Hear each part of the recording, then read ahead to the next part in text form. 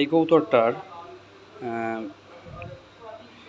কবুতরটার গলার মাঝখানে একটা ঘোটা হয়েছে, আপনাদের দেখাই। এই যে এইখানটায়, এইখানটাতে একটা উঁচা দেখছেন, এই যে এইখানটা একটা উঁচু একটা জায়গা দেখছেন, এইখানে একটা উঁচা একটা, এই জায়গাটা উঁচা হয়ে রয়েছে। এই যে আমি তো একা, যার কোনো দেখাতে পারতেছি না। এই যে এই জায়গাটা একটু উঁচা হয়ে আছে, ঠিক আছে? তো ধরো তো, ধরে দেখাই। এই জায়গাটা একটু উঁচা হয়েছে, এখানে একটা ঘাড় মতো, ক্যাঙ্কার না ঘা যাই হোক, এখানে একটা ঘাড় মতো হয়েছে। সব খাওয়ানগুলো এখানে আটকে রয়েছে। তো আমি ভিডিও করার আগে খাওয়ানগুলো বের করে ফেলছি।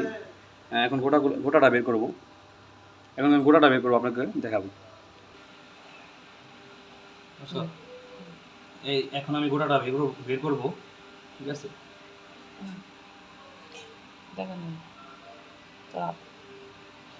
ওটা আমি টিপ দিয়ে গালিয়ে বের করবো, জানি একবারে প্রাকৃতিকভাবে জিনিসটা প্রাকৃতিক। এই যে গোটাটা বেরোছে, ওটা বেরোইছে, ওটা বেরোছে, এই যে গোটাটা বের হয়েছে, এই যে গোটাটা, এই গোটাটা বের হয়েছে, গোটাটা দেখো, এই যে গোটাটা বের হয়েছে।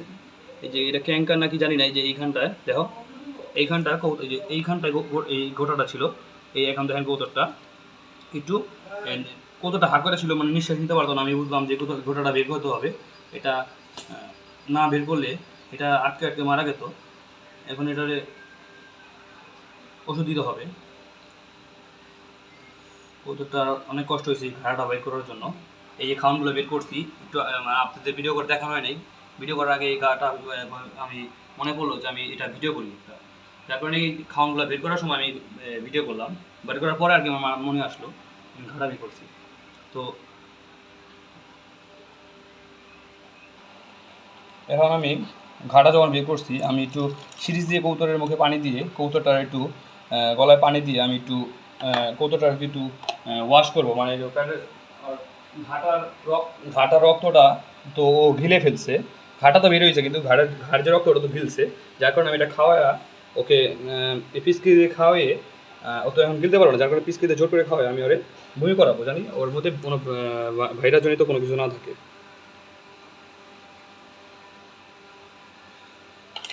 এই যে এভাবে ধরে দেওয়ার পর এভাবে আমি একটু লাড়াচাড়া করতে হবে, একটু এই যে লাড়াচাড়া করতে হবে।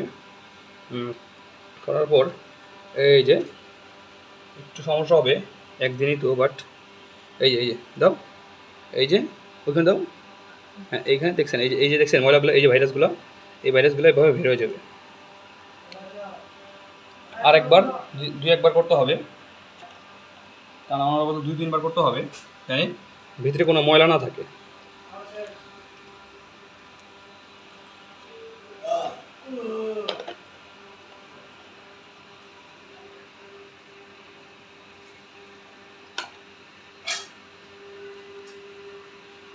এই দেখছেন এইখানে আর একটা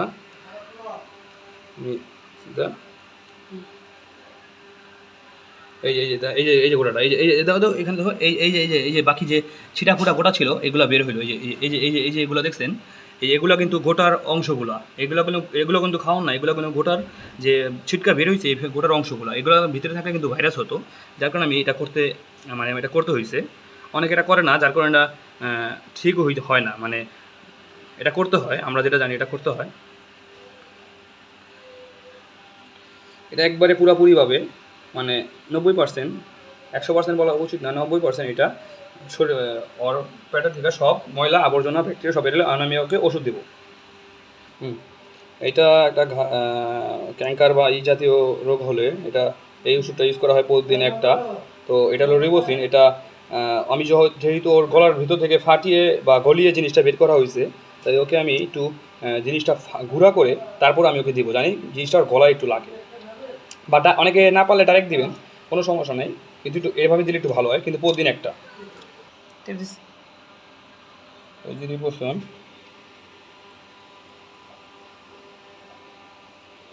আমি যতটুকু পারছি গলায় জিনিসটাকে আমি এই খাওয়াই দিলাম রিবোসন।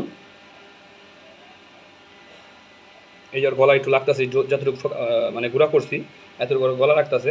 আমি একটু ওকে গিলার সময় দেবো, গিলার সময় দেওয়ার পর এই যে এখানে আমি একটু ওকে এই এই এই এই এই জায়গা থেকে নামিয়ে এই জায়গায় একটু ওষুধটা রাখবো। ঠিক আছে, আমি এখন পানি দেবো না, কিছুক্ষণ পর দেবো ওকে পানি। ওকে।